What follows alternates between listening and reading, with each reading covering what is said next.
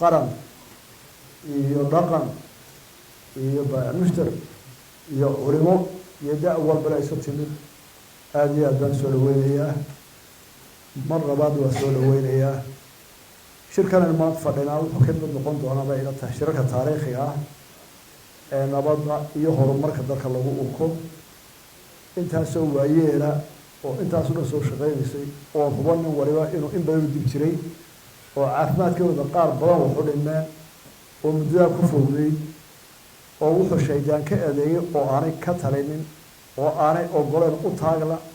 ee dhibaatooyin badan ku mutay ilaahay waxaan ka rajaynayaa inuu naga soo gabagaboobo oo aynu hello xalkiisa inoo wada jira dhammaanteen waxaynu doonaynaa xal qof walba halkan waxaan ogahay dhibaatada uu qof ahaan u qabo arrintan aad soo jeedseen marka hore waxa inoo guddoonaa inaynu nabad qaadano oo nabad ka wada shaqeyno wax walba nabad aynu ku dhamayno hogooyinkooda waxaa inoo guddoonaa wax walba inaynu nabadda ku horumarino inagoo isu duuban oon kala sheegsanay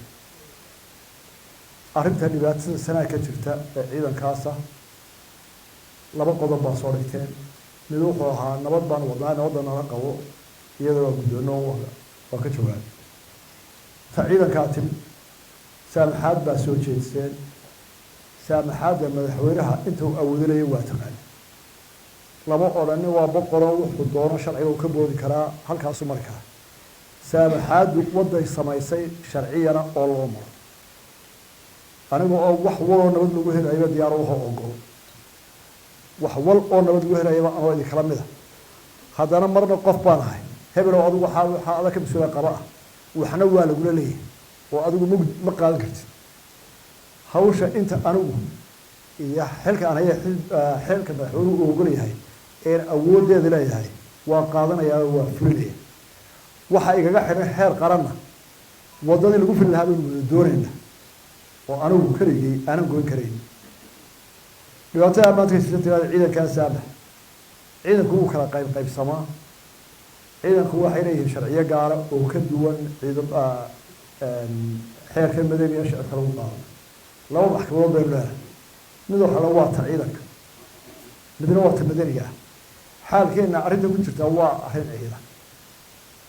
xeer ciidan bay martaa ciidamadu kuwa kale way ka duwan yihiin sharcigooduna wuxuu ilaaliyaa qarannimada ciidanku waa dad aynu isu geynay oo beela ka wada tirsan oo nin walba reerkiisa iyo isaguba sidaa adinku aa wadaan marka dembi dhaco odaygii soo kacayo oo lagu soo qayrinayo oo leeyahay inankii haloo gargaaro dembi uu gala hal dhaafo laakiin ciidamadu taa ma raacaan maalin walba waxaa maqashaa nin ciidana xerada ka maqnaa maxkamad baa la saaray dembi buu galay maxkamad kuwa kood baa la saaray taasi waxay ku eg tahay ciidamadu inay adkaadaan waayo haddii iminka qof gaari ka dhaco ama gaari jiiro bilowkana waa la xidhaa reeruhu si yimaadaanoo iyaguba xalka gaara subaabka u xidhnaadaa waxa la waa inta maalin walba ciidamada qaranka waa la dilaa cadowga ma aha waxaad maqlaysaa nin buliisaa ku dhintay rabshad waxaad maqlaysaa nin ciidan nin xabad kaga fakatay odaygu ma soo dhex galo cid looma doono maxkamaddaa ciidamadaa la mariyaa xataa ilaa dilkiisa waa waxa ciidamada ugu siiyey markaa sharci gaar ahay wixii anugu aan awooddeega tahay iyo xukumad ahaan kow ciidamada waxay u qorsayen saraakiil iyo askar waa kala kiis inamada halkaa jooga sarkaalkaa sare ee magacowdeen ee hor jooga mooyaane intooda kale dhammaantood saacaddaa laga bilaabo wax alle wixii qaranku dambasta waan ka saamaxay waana la saamaxaya waxaanay diyaar u yihiin galabtadaa in guddiga farsamo loo saaro ciidamada qaranka ay ka mid noqdaan toos sharcigaa iyo laakiin saraakiisha sare ee hogaamiyaha gaashaamaha sare ee halkaa jooga maanta waxaynu u baahannahay inaad ii soo martaan sharcigan ku saamixi karo sharcigu wuxuu ogolyahay oo saamixi karaa marka dambiga intaa la eeda intaa la joogto qofkii inuu xiran yahay oo dembigii uu qaatay uu xabsi ku jiro oo laga fikiro qofkii dembigana waa ka baxay waana ka cafiyey tan isku mida saamix awooddaa saamix qofkii dalka ma joogo 93 baa iga hortaagan awood keligay aad sarkaal sare oo ciidankiisa ka hor yimid aan keligay goyn kara hadday tahay intiina ma baan diideen wax walba waan siisan lahaa laakiin waxaana qaadi karay xaaji cabdow qodobkaa aad sheegaysaa iga hortaagan 93 baa iga hortaagan wuxuu leeyahay dadka isku hay oo qofka dembi gala dembigiisa baa ku qaban qadii kale qofka dembi galay sheekh sida quraanka waa sheegtay adaban ka buusaday ya ayad quraan aad sheegayso adigu adoonto